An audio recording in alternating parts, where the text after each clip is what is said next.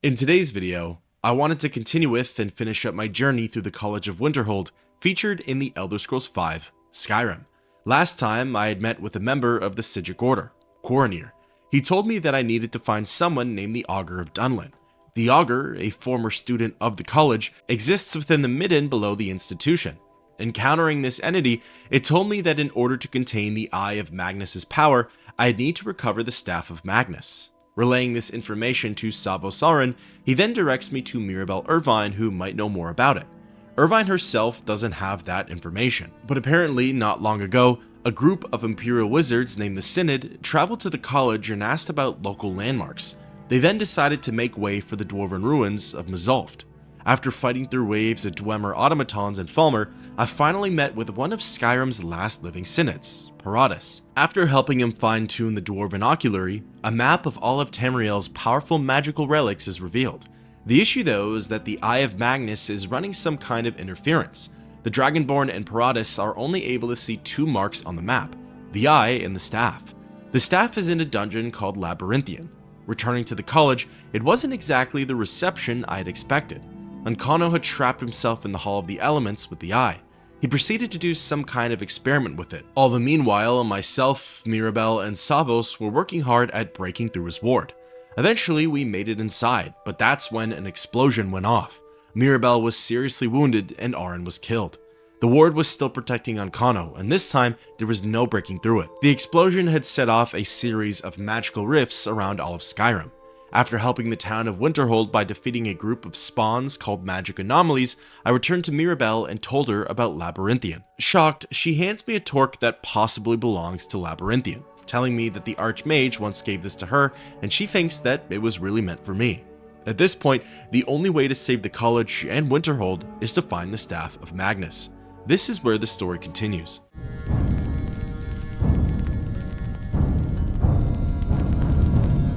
Considering this is the big moment for the questline, I figured it was best to go to Labyrinthian prepared.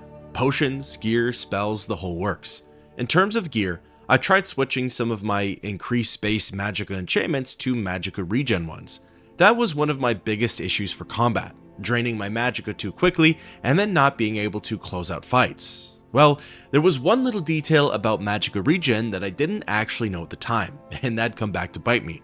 A small bite, not a big one, but a bite nonetheless. As for spells, I liked my current arsenal, but I felt as though nothing was that powerful. Firebolt and Lightning Bolt were great, but I wanted something that could literally let off a big bang. With enough gold left to spend, I purchased the Fireball Tome and was now ready to obliterate my upcoming foes. Sort of. Again, as a newbie to magic, there were a couple of things that I didn't know / consider at the time. You'll see what I'm talking about. Traveling to Morthal, Labyrinthian is a short distance southeast. With my horse dead, I was relying on my own 2 feet to get there. Now, as a fun little tidbit, did you know that Labyrinthian is the same dungeon from the Elder Scrolls Arena? It's where the player finds the second piece of the Staff of Chaos. I found this to be pretty neat, as a lot of the destinations from Arena were retconned in the later installments. For example, the map shows villages and towns like Oakwood, Laentar Dale, and Ambergard. There's even a major city called Falkenreth, which I assume later became Falkreath. Of course, there's a couple of 100 years in between each game, so a lot could have changed. At the end of the day, it's a fun little callback, and it shows that Labyrinthian is a warehouse for powerful magical staves. As far as the exterior goes, it was pretty quiet. There are a handful of frost trolls in the area, but depending on your approach, they can easily be avoided. Ascending the steps to the dungeon and arriving by its entrance, I spotted the spirit, or some aspect, of Savo-Sauron. Interacting with it, it set off a chain of events that helps to explain the Archmage's connection to this place. Come on, we're finally here. Let's not waste any more time. Are we truly sure this is a good idea? We'll be back at the college before anyone even knows we're gone. You would care about that, since you're the Archmage's favorite. Don't forget, this whole idea was Atma's to begin with. Let's just get inside, see what's in there. From that interaction, we can pick up that 1, Arin and those other mages are just mere students at the college, and 2, this isn't a college-sanctioned field trip, kind of like how Sarthal was. Approaching the ceremonial door and interacting with it, I place the torque into the empty slot and gain entrance to the ancient keep. This is a place where my valor would get tested and where I'd learn the truth about Savos Aren. The first chamber contained a whole bunch of inanimate skeletons, inanimate being the key word there. After checking things out for a bit, another vision of Aren popped up. I can't believe we're doing this. Can you imagine the looks on their faces when we come back? You keep talking like you're sure we'll find something useful in here.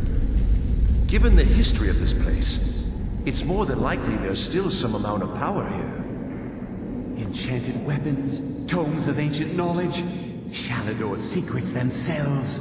Who knows what we could find? And what if there are things guarding this place? Against 6 college-trained mages? I think we'll be fine. From that flashback, it's clear that the group has no idea what's in store for them. They're young, overconfident, and naive. It also sounds like they don't know about the Staff of Magnus, so maybe that plays a role in things to come. The next chamber of Labyrinthian was pretty interesting. It was a huge open area that contained a contingent of skeletons. All of them were waiting for me to step through the gate and come to their side. There was even a bone dragon in there that was setting up for the surprise attack, and it definitely caught me off guard. This is where I finally noticed that magicka regenerates slower while in combat. I've always had a sneaking suspicion that that was the case. I probably even made that realization a while ago too, but this is where it really showed its true colors. Even with some enchanted gear based around magicka regen, it felt like it barely made a difference. I suppose the trade-off for more spells fired off at once is the ability to, shall we say, reload faster. With my bar drained, I was able to let off a spell quicker than before. It still felt like a fairly even trade though. Maybe it's best to use magicka regen when you have a lot of powerful enchantments for it, as otherwise, stockpiling total magicka might be the way to go. I don't know, food for thought. After defeating the dragon, I wandered further into the dungeon and walked in on another vision. We barely made it out alive. What was that thing? You want to go back in? It's too late. There isn't enough of him left to go back in after. Gods, what have we done? We can't go back. Might as well go forward. We can still do this. Savos is right. We can make it if we just stay alert. At this point, Aren's company is starting to realize what exactly it is that they've gotten themselves into, and its members are starting to pay the price. In front of them is an etched tablet, and it reads, "Hail all, brave city, Brahmyanar, forever these walls shall stand. May enemies see her majesty, may all quake to behold her." I found this little addition to be pretty neat. It tells the player that this is more than just Labyrinthian. It's the ancient Nordic city of Brahmyanar, akin to a place like Sarthal. Heading into the next zone, the chasm, I finally got a feel for the dungeon's true threat.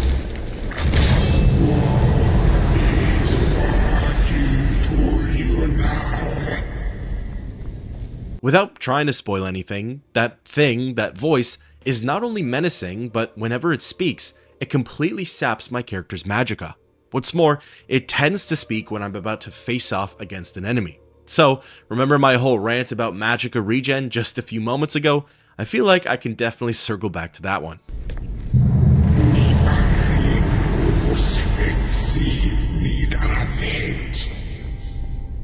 While thus far the threat has already been undead, the main enemy typing switches from skeletons to Draugr.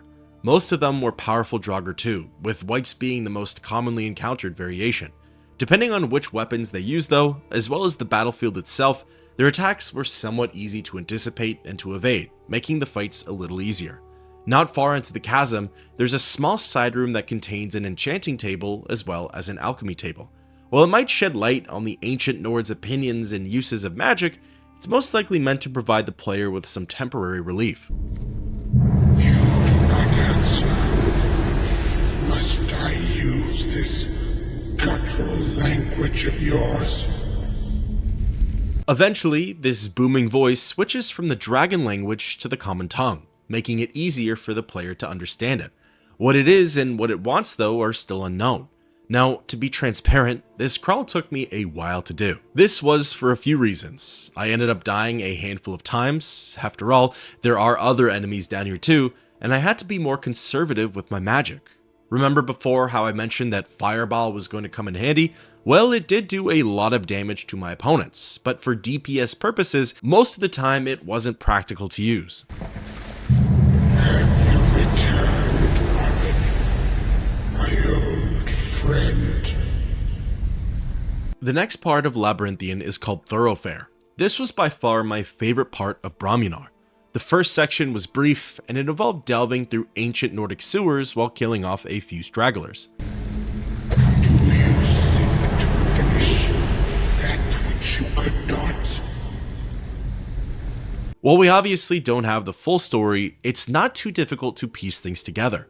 During their expedition, Arin and co had a run-in with whatever this being is. Clearly, Savos survived, but at this point, it's hard to say the same thing for all the others. You only face failure once more. Soon, the sewer turns into something of a great hall. The enemy typing also starts to diversify. It expands from mere Draugr and skeletons to trolls, wisps, and wisp mothers. You are not Arin, are you? Has he sent you in his place? I actually have a somewhat embarrassing confession to make. Add this one to the ongoing list, I guess. I don't think I've ever actually encountered a wisp mother before. I really don't remember ever fighting one. Maybe I fought against one a long time ago when the game first came out and I was knee-deep in Skyrim, but I genuinely can't remember the last time I saw one of these things. They actually have some pretty interesting lore surrounding them. There's a book called The Wisp Mother that tries to theorize what these entities are. Some groups think that they're ghostly snow elves, others think they're ancient liches from the First Era, and a few believe that they're elemental manifestations, similar to Spriggans, Ice Wraiths, and Atronachs. Did he warn you that your rogue power would be your undoing? That it would only serve to strengthen me? At this point, the entity is mostly hurling threats at the Dragonborn and is trying to strike a nerve. Meanwhile, Savos' crew is getting thinner and thinner. Come on, we can't stop now. We have to keep moving. Where's Elvely? She was right behind me. Dead. Something grabbed her from behind. Gone before I could do anything. You're right. This is all my fault. Should we turn around, head back? I don't think going back is a good idea. Going back would be the end of all of us. We keep pushing forward and we'll make it. We will! Come on, you can make it. Let's go. From here, the enemy typing changes again, this time to something much stranger.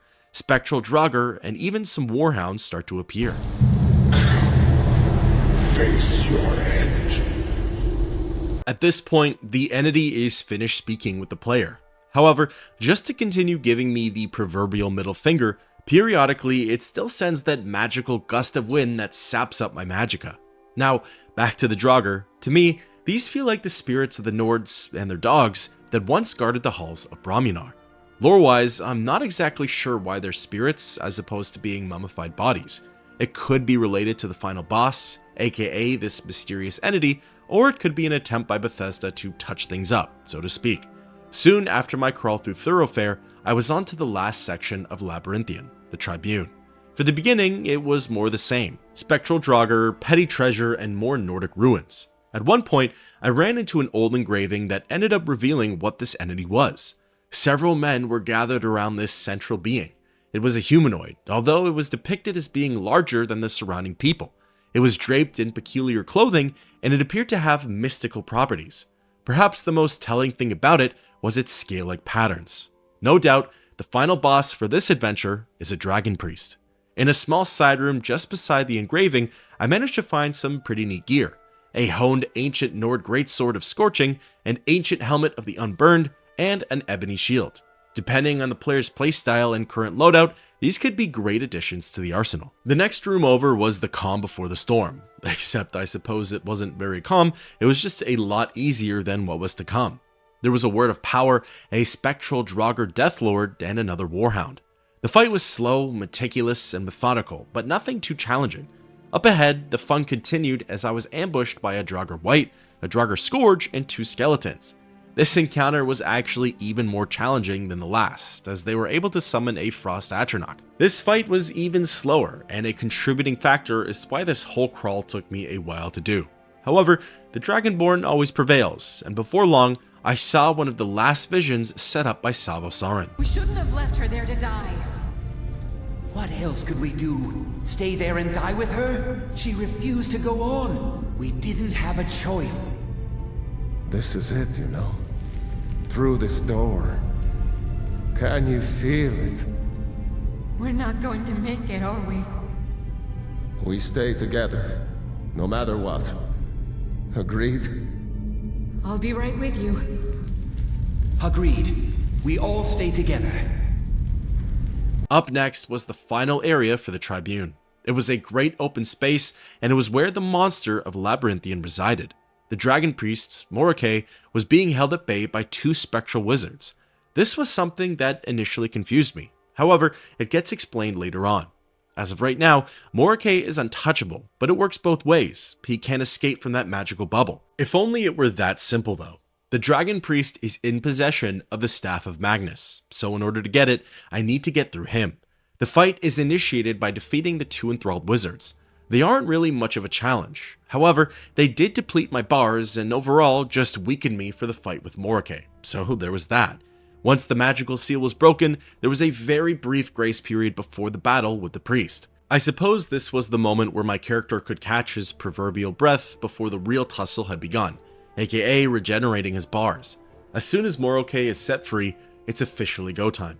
Morake is one tough son of a gun. He's set at level 50, has 1,490 health points, wields the Staff of Magnus, can summon Atronachs, can turn my summons against me, and has access to a dangerous arsenal of destruction spells. I died more than a few times to him, and my head was spinning with all of the possible strategies here. However, luckily for me, Morake had more than a few weaknesses. You see, the Staff of Magnus, while necessary for this quest, isn't that good of an offensive weapon. It mostly just drains magicka. If that gets too low, then it drains health. Fortunately, my magicka regen was able to keep that from happening, so I guess there was some silver lining to my newly enchanted gear. Beyond that, Morake himself never really attacked me directly. His Storm Atronach did most of the work for him. Because of that, I was able to position myself on the high ground and completely avoided its line of sight. From there, I used the Staff of Uric Galderson on Morake, something that's not affected by my overall magicka. I did have to do a lot of recharging, as Morake did have an exceptional amount of health. However, it ended up working. Obviously, the fight was cheesy, but hey, a win's a win. As soon as Morake was defeated, I was able to take the Staff of Magnus and Morake's mask. The mask regenerates magicka 100% faster, which is incredible by my standards. As for the staff, it absorbs 20 points of magicka per second, and when the target's magicka is all out, it switches to health. Triumphant and victorious, I took my leave through the dungeon's secret exit. However, Morake's death was far from the end of Labyrinthian's twists and turns. I'm sorry, friends. I'm so sorry. I had no choice. It was the only way to make sure that monster never escaped.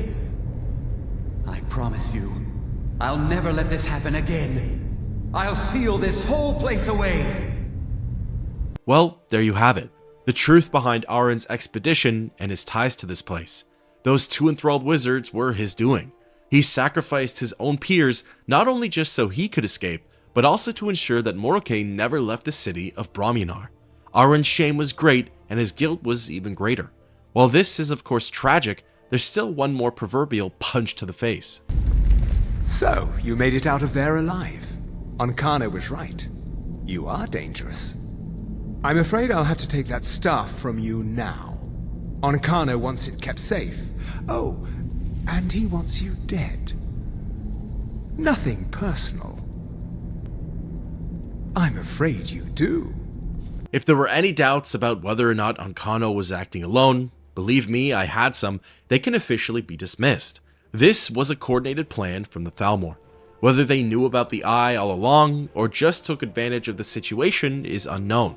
They definitely conspired against the college though. It also shows that Ankano is an even higher ranking member of the Thalmor than I initially thought.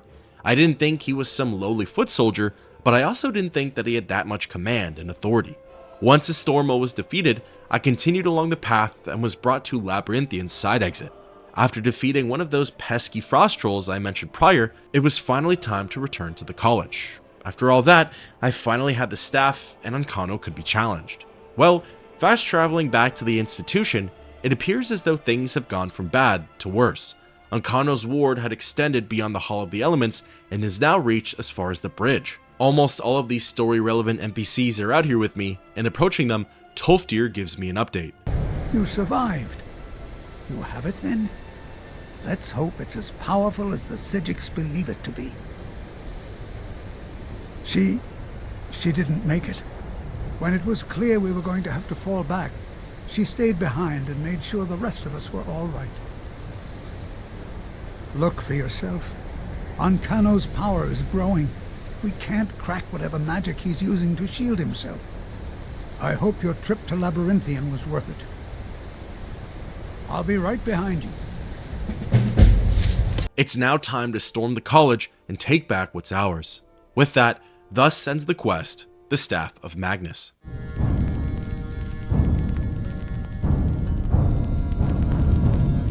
Approaching the edge of the ward, I began to use the Staff of Magnus. Surprisingly, but unsurprisingly, it works. The barrier starts to dissolve, and then rather quickly, it completely disappears. While Feralda and Arneal take their sweet time returning to college grounds, Tolfdir and I make a break for the Hall of the Elements. It seems like Estormo was Ancano's only known accomplice, as there are no other Thalmor agents in sight. Funnily enough, it appears as though the other NPCs were stuck in the college all along, but they act really nonchalant about it. They seem rather unfazed with the whole situation. In any case, Tolfdir and I gain access to the hall, rush through the gates, and confront Ancano. Come for me, have you? You think I don't know what you're up to? You think I can't destroy you? The power to unmake the world at my fingertips. And you think you can do anything about it?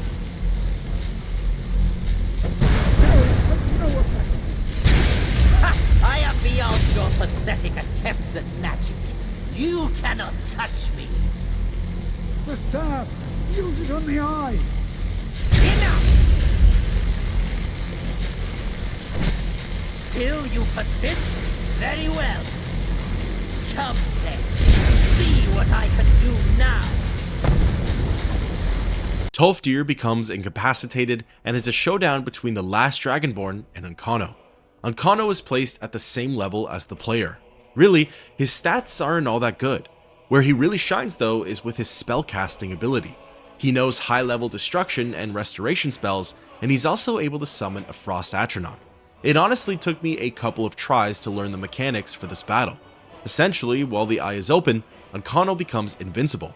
At the same time, magic anomalies spawn from it, and they create a minor distraction for the Thalmor agent. They take his attention away from me. This is when I'm supposed to use the Staff of Magnus on the eye. As it closes, Ancano becomes vulnerable, and that's the most opportune time to strike. At one point, I was able to take cover behind a column. With the staff in one hand and the ability to conjure an Atronach in the other, I found a pretty good stride. Ancano was busy dealing with the anomalies, so while they and my Atronach were beating down on him, I focused my attention on the eye. Before long, Ancano was dead, and that was the end of the Thalmor threat. However, the High Elf had ended up creating an even more dangerous problem. Tolfdir snapped out of his paralysis, and after the anomalies were defeated, he made some observations about the eye. I knew you could do it. I don't know. Ancano is gone, but whatever he's done to the eye doesn't seem to have stopped. I have no idea what to do. Out of nowhere, Quaranir from the Psijic Order spawns in. We knew you would succeed. Your victory here justifies our belief in you. You have proven yourself more than worthy to guide the College of Winterhold. A great many things obscured to you are quite clear to us. We have long believed you would prevail. The eye has grown unstable. It cannot remain here, or else it may destroy your college and this world. It must be secured. Ancano's actions prove that the world is not ready for such a thing. We shall safeguard it, for now. You now have the opportunity to maintain your college and carry on with your lives. You have our gratitude, Archmage. 3 other monks from the Psijic Order spawn in, and altogether, they surround the Eye. Within moments, the Eye disappears, and so do the monks. As it would seem, the college has returned to normal. You've done it. The college is safe again thanks to your work. I knew you had it in you. I dare say the Psijics are right. There's no one more deserving to be Archmage, in my opinion. Here, consider these yours, and the Archmage's quarters as well. I shall be here for advice, should you need me. Tolfdir hands me the Archmage's key and robes. Almost as if nothing happened, life at the college resumes. The initiates go back to training, Tolfdir goes back to teaching, the other members just lounge around, and Urog's Arcanium is the same old place. It's certainly an odd feeling. Now let's talk about the rewards. For the Archmage's robes, they have a very powerful enchantment. All spells cost 15% less to cast, the wearer gains plus 50 to their magicka, and magicka regenerates 100% faster. Combine that with Morokei's mask, and the magic should be flowing back in no time. As for the Archmage's quarters, I now get access to his exclusive garden, an assortment of potions and ingredients, an alchemy table, an enchantment table, soul gems, and a couple more odds and ends. Beyond a few unique opening lines, not much has changed with my fellow NPCs. They still treat me like an equal. While I won't cover it for this series, there are 17 additional miscellaneous quests for the faction. Some are bare bones, while others are more fleshed out. 5 of those are master skill quests, the final training for alteration, conjuration, destruction, illusion, and restoration. I'll be covering all 17 of those side quests in a separate video, and you won't want to miss that one. With that, thus ends the quest, the Eye of Magnus, and that puts a wrap on the College of Winterhold storyline.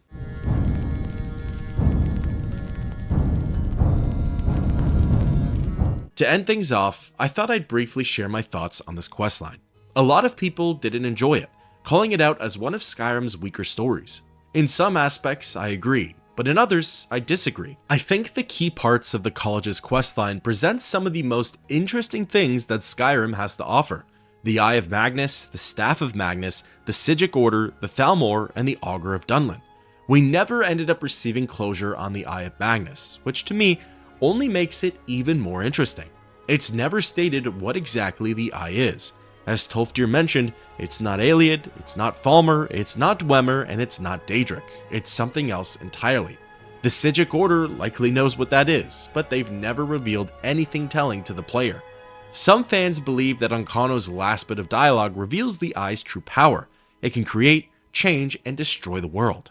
After all, the Augur of Dunlin mentioned that the information that Ancano learns about the Eye would differ from the information that I learned.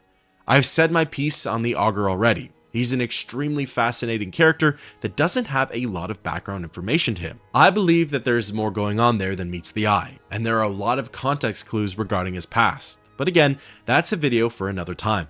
In my eyes, another bonus for this questline is that it involves the Thalmor. I was always disappointed that we never got more story with Skyrim's Aldmeri Dominion. You see them in the main quest and during the Civil War, but that's about it. Real ones know that they're the real threat to Tamriel and in turn, Skyrim. It was intriguing to see them vie for power through the Eye of Magnus, and one can only wonder if this scheme played a role in their overall interest in the province of Skyrim. As for the staff itself, it's one of Tamriel's oldest artifacts. The weapon was created by the god Magnus himself, and it's been passed on, willingly and unwillingly, between each era. How Morokei ended up with it is quite a mystery actually. The last the player saw of it, the Nerevarine had it while assisting the Mages Guild in Vardenfell. That was of course over 200 years ago, but still, depending on when Savos Aran sealed Labyrinthian, which either way could not have been before the events of Arena, it could create a discrepancy. In any case, the Psijic Order is the last thing here. They are an extremely reclusive organization. Very few living members have been seen, and very few living people have seen its members. Throughout the questline, we get little breadcrumbs regarding their faction. They're powerful, secretive, rival the Thalmor, and tend to go missing a lot. How and why are pointless questions, as we probably won't receive that answer for quite some time. They seem like a good faction, although them running up cleanup crew for the Eye doesn't really mean that much. We have no clue what they're going to do with it or where they're bringing it. It's questions like these that only get me more and more curious. Also, as a bonus, you do get some really good loot from this questline. The Staff of Alderson, Morike, the Staff of Magnus, and the Archmage's robes are all very powerful. However, pretty much all of these are magic based, so if you're not playing as a caster, it's probably not for you. Now, the other side to the questline, the one where I understand people have a problem with, is its pacing. I don't mind that there's only 8 quests for the storyline. Each one felt long and fleshed out. The issue, in my opinion, is its ending. It feels rushed and almost misused. To me, everything was going so well up until the Staff of Magnus is retrieved. The story, the characters, the pacing, everything was great.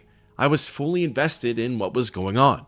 However, something felt off about that final fight and the conclusion with the Psijic Order. Plus, the faction did the thing where they make you the leader just because you're some big hero. There's no vote or competency test. It feels like it was handed to me on a silver platter. Truly, this questline felt like it was lacking closure. I know that I enjoyed some of the open-ended plot points, but perhaps a slower burn at the end of the story could have been better. It goes from a slow and fleshed out production to a fast, fizzled out questline in less than one quest. Ancano's fight is short and unsatisfying. He doesn't really say anything thought-provoking. It's his last appearance, and all we get is the cliche villain monologue. It's pretty much the same for the Psijic Order too. They hit the player with the old, "we knew you could do it," and then just leave. While there were consequences from Ancano's actions, it felt like there weren't many lasting effects. The college more or less stays the same. The eye gets taken away, so there's no more story for that. The player's relationship with the Thalmor is unchanged, and nothing more comes from the events that led up to this moment. It's not right to say that it all feels like it was for nothing, because that's not true, but to me, the ending was just so unremarkable. It makes you want to dismiss everything that happened prior. The story had ended, and I was left looking around and thinking to myself, is that really it? If you watched all of Game of Thrones and had made it through the final season, that's more or less how this questline made me feel.